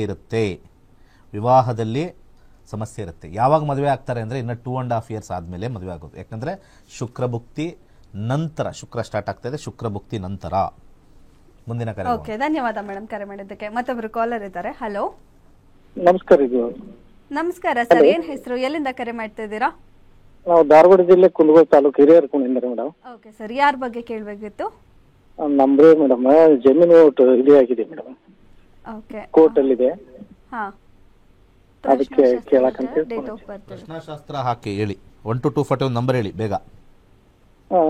ಸರ್ 149 ಸರ್. 149 ಸರ್. 149. 149. 6ನೇ ಮನೆ ನೋಡ್ತೀವಿ ಕಸ್ಪ್ ಅಂತ ಏನಾಗುತ್ತೆ ಅಂತ. 6ನೇ ಮನೆ ನಮಗೆ ಕರೆಕ್ಟಾಗಿ ಹೇಳುತ್ತೆ. 8 ವಿನ್ ಆಗೋದಕ್ಕೆ ಸ್ವಲ್ಪ ಕಷ್ಟ. 8 ಅಂತ ಬಂದಾಗ ವಿನ್ ಆಗೋದಕ್ಕೆ ಸ್ವಲ್ಪ ಕಷ್ಟ. ಅರ್ಥ ಆಯ್ತಾ ಸರ್? ಲಿಟಿಗೇಷನಲ್ಲಿ 8 ರೆಡ್, ಆಸ್ತಿ ವಿಚಾರದಲ್ಲಿ 4 ವಿನ್ ಆಗೋಕ್ಕೆ ನಮಗೆ 6ನೇ ಮನೆ, 10ನೇ ಮನೆ, 11ನೇ ಮನೆ ಬರಬೇಕು. ಎಷ್ಟು ವರ್ಷದಿಂದ ನಡೀತಾ ಇದೆ ಇದು? ಸುಮಾರು ಒಂದು 30 ವರ್ಷದಿಂದ ನಡೀತಿದೆ ಸರ್. ಅದನ್ನ ಬಂದ್ಮೇಲೆ ಏನು ಮಾಡ್ತೀರಾ? 30 ವರ್ಷದಿಂದ ನಡೀತಾ ಇದೆಯಲ್ಲ, ಬಂದ್ಮೇಲೆ ಏನು ಕಿತ್ಕೊಳ್ತೀರಾ? ಅದರಲ್ಲಿ ಏನು ತಿನ್ಬೇಕು ನೀವು? ನಮ್ದು ಒಣ ಬೇಸಾಯ ಸರ್. ಅದು ಏನು ಮಾಡಕ್ಕ, ಒಣ ಬೇಸಾಯ, ಮಳೆಯಿಂದ ಭೂಮಿ ಬೆಳೆಕೊಳ್ಳೋದು. ಅಂದ್ರೆ ಅದೇನು ಇಲ್ಲದೆ ಇರೋದಕ್ಕೆ ದುಡ್ಡು ಹಾಕ್ತಾ ಇದ್ದೀರಾ ಕೋರ್ಟ್ಗೆ ಮತ್ತೆ ಆ ಲಾಯರ್ಗೆ ದುಡ್ಡು? ಹೌದು ರೀ. ಹಾಂ, ಅದ್ರ ಬದಲು ಏನಾದ್ರು ಬೇರೆ ಕೆಲಸ ಮಾಡಿ ಸರ್. ಇವತ್ತಿದ್ದು ನಾಳೆ ಹೋಗೋ ದೇಹ ಏನು ಸರ್ ನೀವೆಲ್ಲ? ಒಂದು ಏನಾದ್ರು ಒಂದು ಜಗಳ ಅಂತಂದರೆ 1 ವರ್ಷ, 2 ವರ್ಷ, 5 ವರ್ಷ ಲಾಸ್ಟ್, 10 ವರ್ಷ ಮ್ಯಾಕ್ಸಿಮಮ್. 30 ವರ್ಷದಿಂದ ನಡೀತಾ ಇದೆ ಅಂತಿರಲ್ಲ. ಈ ಥರ ಎಷ್ಟೋ ಜನ ಯಾರು ಕೇಳ್ತಾ ಇದ್ದಾರೆ ವೀಕ್ಷಕರು, ನಿಮಗೂ ಅದೇ ಮಾತು ಹೇಳ್ತಾ ಇರೋದು. ಅದನ್ನ ಹಂಗೆ ಮಕ್ಳಿಗೂ ಟ್ರಾನ್ಸ್ಫರ್ ಮಾಡಿ ಈಗ ಅಲೀರಿ ಅಂತ ಹೇಳ್ತಾರೆ. ಕೋರ್ಟ್ಗೆ ಹೋಗೋದು 6ನೇ ಮನೆ, 8ನೇ ಮನೆ, 12ನೇ ಮನೆ ಆ್ಯಕ್ಟಿವೇಟ್ ಮಾಡ್ದಂಗೆ. ಅರ್ಥ ಆಯ್ತಾ? ಅದು ಏನಾದ್ರು ಇದ್ದಾಗ ಮಾಡಬೇಕು. ಚೆನ್ನಾಗಿ 4, 2, 4 ಇದ್ದಾಗ ನಿಮ್ಮ ಜೀವನ ಹಾಳಾಗುತ್ತೆ. ಇಲ್ಲಿ 8 ಅಂತ ಬಂದಾಗ ಕಷ್ಟ ಅಂತ ಹೇಳ್ಬಿಟ್ಟಿದೆ ಇದು ಆಲ್ರೆಡಿ. ಅದಕ್ಕೆ ನಂಗೆ ಆ ಡೌಟ್ ಬಂತು, 8 ಬರುತ್ತಲ್ಲ, ಇದು ಏನಕ್ಕೆ 8 ಬರ್ತಾ ಇದೆ? 8 ಬಂದರೆ ಇದು ಅಷ್ಟು ಈಸಿಯಾಗಿ ಬಗೆಹರಿಲ್ಲ. ಅದಕ್ಕೆ ಕೇಳಿದೆ ಎಷ್ಟು ವರ್ಷ ಅಂತ. ಕಾಂಪ್ರಮೈಸ್ ಮಾಡ್ಕೊಳ್ಳಂಗಿದ್ರೆ ಮಾಡ್ಕೊಳ್ಳಿ, ಅಲ್ಲೆಲ್ಲೂ 9 ಇಲ್ಲ ಕಾಂಪ್ರಮೈಸ್ ಆಗೋಕ್ಕೆ. ಬರೀ ಪ್ರತಿಷ್ಠೆಯ ಜಗಳ ಇದು. 4ನೇ ಮನೆ ರಾಹು, 4ನೇ ಮನೆ ಶನಿ, ಎರಡೂ ರೆಟ್ರೋಗ್ರೇಡ್ ಅಂದರೆ ಒಬ್ಬರು ಬಗ್ಗಲ್ಲ, ಬರೀ ಪ್ರತಿಷ್ಠೆ. ನಿಮ್ಮ ಊರುಗಳಲ್ಲಿ, ನಿಮ್ಮ ಮನೆತನಗಳಲ್ಲಿ ನಾನು ಕೇಸ್ ನಡೆಸ್ತಾ ಇರೋದು ಏನನ್ನೋದೇ ಒಂದು ಗ್ರೇಟ್ನೆಸ್ ಆಗ್ಬಿಟ್ಟಿದೆ. ಏನು ನಿಮ್ಗೆ ಅವಾರ್ಡ್ಗಳು ಕೊಡಬೇಕು. 30 ವರ್ಷದಿಂದ ನಡೆಸ್ತಾ ಇದ್ದಿರಲ್ಲ, ಒಂದು ಅವಾರ್ಡ್ ತಗೊಳ್ಳಿ. ಕೆಲವೆಲ್ಲ ಜಾತಕದಲ್ಲಿ ನೋಡೋ ಎಲ್ಲ ಮನಸ್ಥಿತಿಗಳನ್ನ ನೋಡಿ ಬದಲಾವಣೆ ಆಗಬೇಕು. ಎಲ್ಲನೂ ಜಾತಕಕ್ಕೆ ನಿಮ್ಗೆ ರಾಹು ಸರಿ ಇಲ್ಲ, ಕೇತು ಸರಿ ಇಲ್ಲ ಅಂತ ಹೇಳಿದ್ರೆ ಆ ಜ್ಯೋತಿಷರೇ ಅಲ್ಲ, ಅವರೆಲ್ಲ ಹುಚ್ಚರು. 30 ವರ್ಷ ಅಪ್ಪ ಜೀವನ ಏನು ನಡೆಸ್ತಾ ಇದ್ದೀರಾ? ಯಾರಾದರೂ ಒಬ್ಬರು ಸೋತ್ರೆ ದೇವ್ರು ದುಡ್ಡು ಕೊಡ್ತಾನೆ. ಇವಾಗ ನೀನು ಕೋರ್ಟ್ನ ನಡೆಸ್ಕೊಂಡು ಹೋಗ್ತಾ ಇರೋ, ನಿನಗೆ 25 ಲಕ್ಷ ಕೊಡ್ತೀನಿ, ನಿನ್ನ ಕೋರ್ಟ್ ಬಿಡು 25 ಕೋಟಿ ಕೊಡ್ತೀನಿ ದೇವರು ಅಂತ ಹೇಳಿದಾಗ ಅವಾಗ ಯಾವ್ದನ್ನು ಬಿಡ್ತಾರೆ? ಬಿಟ್ಟು 25 ಕೋಟಿ ಇಸ್ಕೋದು. ಜೀವನದಲ್ಲಿ ಇದನ್ನೇ ನಾವೆಲ್ಲ ಮಾಡಬೇಕಾಗಿರೋದು. ಒಬ್ಬರ ಮೇಲೆ ಇನ್ನೊಬ್ಬರ ಮೇಲೆ ಅಗೆ ಸಾಧಿಸೋದು, ಕೋರ್ಟ್ಗೆ ಹಾಕೋದೆಲ್ಲ ಮಾಡಿದ್ರೆ ಅವ್ರ ಜೀವನ ಉದ್ಧಾರ ಆಗಲ್ಲ, ಆಗೂ ಇಲ್ಲ, ಎಲ್ಲೂ ಆಗೋದು ಇಲ್ಲ. ಸುಳ್ಳು ಕೇಸ್ ಹಾಕ್ಬಿಟ್ಟು ಏನಾದ್ರು ಮಾಡಿದ್ರೆ ಇದ್ದಿದ್ದೂ ಉದ್ಧಾರ ಆಗಲ್ಲ. ತಾತ್ಕಾಲಿಕವಾಗಿ ಹಾಕಿರ್ತಕ್ಕಂಥ ವ್ಯಕ್ತಿನೋ ಯಾರಾದರೂ ಒಬ್ಬರು ಸಫರ್ ಮಾಡ್ಬೋದು, ಒಪ್ಕೊಳ್ತೀನಿ. ಆದರೆ ಜೀವನದ ಸೈಕಲ್ ಅಂತ ಒಂದಿರುತ್ತೆ. ಜಾತಕದಲ್ಲಿ ಇರ್ತವೆ 6ನೇ ಮನೆ, 8ನೇ ಮನೆ, 12ನೇ ಮನೆ, ಅವೆಲ್ಲ ಜೀವನದ ಸೈಕಲ್ ಅಂತಿರುತ್ತೆ. ಇವತ್ತು ನಾವು ಯಾರೋ ಒಬ್ಬರು ಫಿಲ್ಮ್ ಆ್ಯಕ್ಟ್ರು ಮತ್ತೆ ಏನೋ ಪ್ರಾಬ್ಲಮ್ ಮಾಡ್ದ ಅದೆಲ್ಲ ಅವ್ರು ಸೈಲೆಂಟ್ ಆಗಿದ್ಬಿಟ್ರೆ ಚೆನ್ನಾಗಿರೋದವ್ರು. ಆಗಿದ್ದಾಗಿದೆ, ಸುಮ್ಮನಿರಬೇಕು ಯಾವಾಗಲೂ. ದೇವಸ್ಥಾನಕ್ಕೆ ಓಡೋಗೋದಲ್ಲ. ಏನಾದ್ರು ಪ್ರಾಬ್ಲಮ್ ಆದರೆ ದೇವಸ್ಥಾನಕ್ಕೆ ಓಡೋಗ್ತಾರೆ. ದೇವಸ್ಥಾನಕ್ಕೆ ಹೋಗೋದು ನಾನು ಎಗೇನ್ಸ್ಟ್. ನಾನು ಎಷ್ಟೇ ಹೇಳ್ಬೋದು ದೇವಸ್ಥಾನ, ನಾನು ಇದುವರೆಗೂ 10 ವರ್ಷ ಆಯ್ತು ರೀ, ಯಾವ ದೇವಸ್ಥಾನಕ್ಕೆ ಹೋಗಿ ಅಂತಲೂ ಹೇಳಲ್ಲ. ದೀಪ ಹಚ್ಚಿ, ಅದಚ್ಚಿ, ಹಿಂಗಚ್ಚಿ ಅಂತಲ್ಲ. The way we leave the life ನಮ್ಮ ಪ್ಲಾನೆಟ್ಸ್ ಚೆನ್ನಾಗಿ ನೋಡ್ಕೊಳ್ಳುತ್ತೆ. ನಾನು ಯಾವಾಗಲೂ ನಮ್ಮ ಕ್ಲಾಸಲ್ಲಿ ಹೇಳ್ತಾ ಇರ್ತೀನಿ, take care of the planets will take care of us. Take care of the planets ಅಂದರೆ ಏನು? ಪ್ಲಾನೆಟ್ಸ್ನ ಹೆಂಗೆ ನೋಡ್ಕೋಬೇಕು ಅಂತಂದರೆ, ನಾವು ಮಾಡ್ತಕ್ಕಂಥ ಕೆಲಸ ನಮ್ಮ ಮನಸ್ಸಿಗೆ ಅದು ಸತ್ಯ ಅನ್ನಿಸ್ಬೇಕು, ದೇವ್ರಿಗೆ ಹೇಳ್ಕೊಂಡ್ರೆ ಅದು ಸತ್ಯ ಅನ್ನಿಸ್ಬೇಕು. ಇವರಿಬ್ಬರಿಗೆ ಹೇಳಿದ್ರೆ ಸಾಕು, ಇನ್ನು ಬೇರೆಯವ್ರಿಗೆ ಹೇಳೋ ಅವಶ್ಯಕತೆ ಇಲ್ಲ. ಯಾಕಂದರೆ ಸಾಕಷ್ಟು ಸತಿ ನೋಡಿದ್ದೀನಿ, ಈ ಸುಳ್ಳು ಹೇಳೋರು, ಅದು ಮಾಡೋರು, ಇದು ಮಾಡೋರು, ಈ ಇನ್ನೊಬ್ಬರನ್ನ ಹಾಳು ಮಾಡೋರು ಚರಿತ್ರೆಯಲ್ಲಿ ಉದ್ಧಾರ ಆಗಿರೋರೇ ಇಲ್ಲ. ಖಂಡಿತ ಹೌದು, ಚರಿತ್ರೆಯಲ್ಲಿ ಉದ್ಧಾರನೇ ಆಗಿಲ್ಲ. ಅದ್ರ ಬದಲು ಸಬ್ಮಿಷನ್ ಮಾಡಿಬಿಟ್ಟಿದ್ದಿದ್ರೆ ಎಲ್ಲರೂ ಉದ್ಧಾರ ಆಗ್ತಾರೆ. ಈಗ ನಾನೇ ಏನಾದ್ರು ತಪ್ಪು ಮಾಡಿದರೆ ನನ್ನ ರೋಷದಿಂದ, ಕೋಪದಿಂದ, ತಾಪದಿಂದ ತಪ್ಪು ಮಾಡಿರ್ತೀನಿ. ಆದರೆ ಅದನ್ನು ರಿಯಲೈಸೇಷನ್ ಅಂತ ನಾವು ತಗೊಂಡು ಸಾರಿ ಮಾಡಬಾರ್ದು, ಸಾರಿ ಅನ್ನೋ ಒಂದು ಪದ ಬಂದು ಬೇಡ ನಮಗೆ ಅದಂತ ಮುಂದೆ ಹೋಗ್ತಾ ಇದ್ರೆ you can see the changes. Planets, ಗ್ರಹಗಳು, ರಾಹು ಕೇತುಗಳು ಬಂದು ನಿಮಗೆ ಸಮಸ್ಯೆ ಮಾಡೋಕ್ಕೆ ಬಂದಿಲ್ಲ ರೀ, ಅವರು ನಿಮ್ಮನ್ನು ಚೇಂಜ್ ಮಾಡೋಕ್ಕೆ ಬಂದಿದ್ದಾವೆ ಅವೆಲ್ಲ. ಅರ್ಥ ಆಯ್ತಾ? ನಾನು ಅಸ್ಟ್ರಾಲಜಿನ ಯಾವ ರೀತಿ ನೋಡ್ತೀನಿ ಅಂತಂದರೆ, ನಮಗೆ ಕಷ್ಟ ಬರ್ತಾ ಇದೆ ಅಂತ ನೋಡ್ತಾ ಇಲ್ಲ, ಆ ಕಷ್ಟದಿಂದ ನಮಗೆ ಅಭಿವೃದ್ಧಿ ಹೊಂದುತ್ತೀವಿ ಅನ್ನೋ ಒಂದು ದಾರಿಯನ್ನು ತೋರಿಸೋದೇ ಜ್ಯೋತಿಷ್ಯ. ಅದಕ್ಕೆ ಜ್ಯೋತಿಷ್ಯ ಕಲೀರಿ. ಕಲಿಯುಗದಲ್ಲಿ ಕಷ್ಟ, ಲಕ್ಷಾಂತರ ರೂಪಾಯಿ ವೇಸ್ಟ್ ಮಾಡ್ತೀರಾ. 7,000 ರೂಪಾಯಿ ನಿಮಗೆಲ್ಲ ದೊಡ್ಡದು, 7,000 ರೂಪಾಯಿ ದೊಡ್ಡದು. ಮೊಬೈಲ್ ಹಿಂಗೆ 35,000 ತಗೊಂಡು ಬೀಳಿಸ್ತೀರಾ, ಅಯ್ಯೋ ಹೋದ್ರೋಯ್ತು ಇನ್ನೊಂದು ತಗೋತೀನಿ ಅಂತೀರಾ. ಜ್ಯೋತಿಷ್ಯ ಬಂದು ಕಳೀರಿ. 7,000 ರೂಪಾಯಿ ನಿಮ್ಮ ಬದುಕುಗಳಲ್ಲಿ ಹೇಗಿರಬೇಕು, ಹೇಗೆ ಮಾಡಬೇಕು, ಯಾವ ರೀತಿಯಾಗಿ ಬರ್ತಕ್ಕಂಥ ಸಮಸ್ಯೆನ ಹೇಗೆ ನಾವು ಸೈಲೆಂಟಾಗಿರಬೇಕು, ದಾನಗಳು ಮಾಡಿಕೊಂಡು, ಯಂತ್ರತಂತ್ರಗಳನ್ನ ಮಾಡ್ಕೊಂಡು ಆರಾಮಾಗಿರಬೇಕು. That is Manusmriti. Manusmriti will give you happiness. Okay Guruji, ತಾರತಮ್ಯ ಕೊಡೋದಿಲ್ಲ, ತಾರತಮ್ಯ ಮಾಡೋದಿಲ್ಲ. ಒಳ್ಳೆಯದಾಗಲಿ. ಓಕೆ, ಧನ್ಯವಾದ ಗುರುಜಿ. ಗುರುಜಿಯವರಿಂದ ವಿಶ್ವದೆಲ್ಲೆಡೆಯಿಂದ 65,000 ವಿದ್ಯಾರ್ಥಿಗಳು ಜ್ಯೋತಿಷ್ಯ ಶಾಸ್ತ್ರವನ್ನ ಕಲ್ತಿದ್ದಾರೆ. ಅವರಲ್ಲಿ ಒಬ್ಬರ ಅನಿಸಿಕೆ, ಅಭಿಪ್ರಾಯ ಇಲ್ಲಿದೆ. ಇದಾಗಿತ್ತು ಇವತ್ತಿನ ನಕ್ಷತ್ರ ನಾಡಿ ವಿಶೇಷ ನೇರ ಪ್ರಸಾರ ಕಾರ್ಯಕ್ರಮ. ನೋಡ್ತಾ ಇರಿ ಗ್ಯಾರಂಟಿ ನ್ಯೂಸ್, ಸುದ್ದಿ ಖಚಿತ, ನ್ಯಾಯ ನಿಶ್ಚಿತ. ನಾನು ಡಾಕ್ಟರೇಟ್ ಪ್ರೋಗ್ರಾಮ್ಗೆ ಅವಾರ್ಡ್ ತಗೊಳ್ಳೋದಕ್ಕೆ ಬಂದಿದ್ದೀನಿ. ನಮ್ಮ ಪೂಜ್ಯ ದಿನೇಶ್ ಗುರೂಜಿಯವರು ವರ್ಷ ಜ್ಯೋತಿಷ್ಯದ ಒಂದು ಜ್ಞಾನ ಸೌದೆಯನ್ನು ಹರಿಸ್ತಾ ಅವರು 16,000ಕ್ಕೂ ಹೆಚ್ಚು ಜನಕ್ಕೆ, ಯುವಕರಿಗೆ ಎಲ್ಲ ಜಾತ್ಯತೀತವಾಗಿ, ಧರ್ಮಾತೀತವಾಗಿ ಎಲ್ಲರಿಗೂ ಜ್ಯೋತಿಷ್ಯ ಕಲಿಸ್ಕೊಡ್ತಾ ಇದ್ದಾರೆ. ಹಿಂದೂ ಧರ್ಮವನ್ನು ಮತ್ತು ಸನಾತನ ಧರ್ಮವನ್ನು ಎತ್ತಿ ಹಿಡಿತಾ ಇದ್ದಾರೆ. ಅದಕ್ಕೋಸ್ಕರ ನಾನು ತುಂಬ ಆಭಾರಿಯಾಗಿದ್ದೇನೆ. ನಮ್ಮ ಎಲ್ಲ ಯುವ ಸಮುದಾಯದ ವತಿಯಿಂದ ಕೂಡ ಅವರಿಗೆ ಧನ್ಯವಾದ ಅರ್ಪಿಸ್ತೀನಿ. ಮತ್ತು 16